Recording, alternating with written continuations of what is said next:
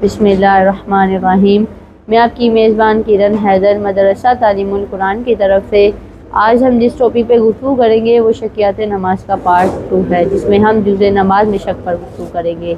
इस टॉपिक को बयान करने के लिए हमारे साथ मौजूद हैं मदरसा तालीमुल कुरान की तलबा सैयदा नूर ज़हरा नकवी। अस्सलामु अलैकुम व रहमतुल्लाहि व बरकातुहू। वालेकुम अस्सलाम व रहमतुल्लाहि व बरकातुहू। जैसा कि मैंने बताया कि आज हम जुज़े नमाज में शक पर गुफ्तगू करेंगे, तो मेरा आपसे सबसे पहला सवाल यही है कि आप बताइएगा कि जुज़े नमाज में शक से क्या मुराद है। बिस्मिल्लाहिर्रहमानिर्रहीम। जी, आपने एक बहुत अच्छा सवाल किया है और यहाँ पर मैं आपको सबसे पहले बताना चाहूँगी कि नमाज में हमें शक 3 तरह से पेश आते हैं।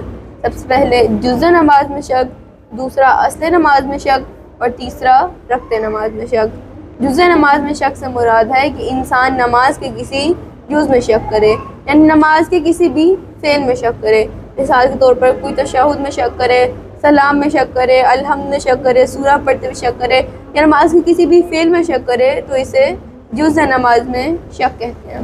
जी मोमिनीन इकराम, ख़्वाह ने हमें बताया कि जुज़े नमाज में शक से मुराद कि इंसान नमाज के किसी भी जुज़ में शक करे, मसलन तशहुद में शक करे, अलहम्द में शक करे या किसी दूसरी सूरा में शक करे, तो इसे जुज़े नमाज में शक कहते हैं। जी मोमिनीन इकराम, हमें ये तो पता चल गया कि जुज़े नमाज में शक से क्या मुराद है। आइए हम ख़्वाह से एक मसला पूछते हैं। ख़्वाह, आप बताइएगा कि अगर किसी को जुज़े नमाज में शक दरपेश आ जाता है, यानी शक हो जाता है, तो उस सूरत में उसे क्या करना चाहिए या उसकी नमाज का क्या हुक्म है। जी, ये वाकई बहुत इम्पोर्टेंट सवाल है और यहाँ पर मैं मोमिन की तवज्जो की तलबगार हूँ कि अगर किसी को जुज़े नमाज में कोई शक पेश आ जाता है तो इसकी 2 सूरतें हैं। सबसे पहली सूरत ये है कि अगर किसी को जुज़े नमाज में शक पेश आ जाता है और वो अगली चीज़ में नहीं गया, यानी अभी जुज़ का वक्त है, तो फिर वो उस जुज़ को दोबारा पढ़ ले। मैं मिसाल से वजाहत करना चाहूँगी कि मिसाल के तौर पर अगर कोई अलहम्द में शक करता है कि अलहम्द ने कोई हर्फ गलत पढ़ा है, कलमा कोई गलत पढ़ा है या नहीं, अभी वो अगली चीज़ में दाखिल नहीं हुआ, उसने अगली सूरा शुरू नहीं की, तो अब वो अलहम्द को दोबारा पढ़े और यानी उसको शक था तो वो शक को दूर करे। और दूसरी सूरत कि अगर किसी को जुज़े नमाज में कोई शक पेश आता है और वो अगली चीज़ में दाखिल हो जाता है, यानी अगले जुज़ में दाखिल हो जाता है, तो ऐसे मौके पर उसके लिए ज़रूरी ये है कि अपनी शक की परवाह नहीं करे। यहाँ पर मैं इसको भी मिसाल से वाज़ह करना चाहूँगी कि जिस तरह से अगर कोई अलहम्द में शक करता है कि मैंने अलहम्द का फ़लाँ कलमा सही पढ़ा था या नहीं पढ़ा था, मैंने कोई फ़लाँ हर्फ गलत तो नहीं पढ़ दिया, अब वो अगली सूरा पढ़ रहा है, अगली सूरा पढ़ रहा है या आगे चला गया नमाज में, अब क्योंकि जिस चीज़ में शक कर रहा है उसका वक्त ही गुजर गया है, इसलिए ऐसे शख्स के लिए ज़रूरी ये है कि अपनी शक की परवाह ना करें।